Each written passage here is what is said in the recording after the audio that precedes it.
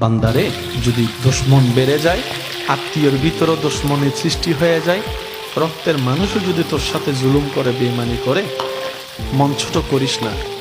তোদের জীবনের প্রতিটা ক্ষণে কিভাবে মোকাবেলা করবি সেটা প্র্যাকটিক্যাল শিখে নেওয়ার জন্যই আমি প্রত্যেকটা নবীকে এক একটা মুসিবত দিয়ে তোদের জন্য শিক্ষার ব্যবস্থা করে দিয়েছি। সুবহান।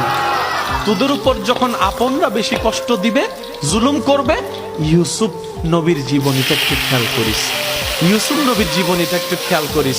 ওনার আপন রক্তের ভাইয়েরা কি পরিস্থিতি ওনাকে করেছিল যে কূপের মধ্যে ছোট বাচ্চাকে ফেলে দিয়েছে, কিন্তু আমি রব তাদের সে প্ল্যানিংটাকে নষ্ট করে দিয়ে, যারা ওনাকে কূপে ফেলে ধ্বংস করে দিতে চেয়েছিল, আমি সেই ইউসুফকে মিশর পর্যন্ত পৌঁছাই দিয়েছি।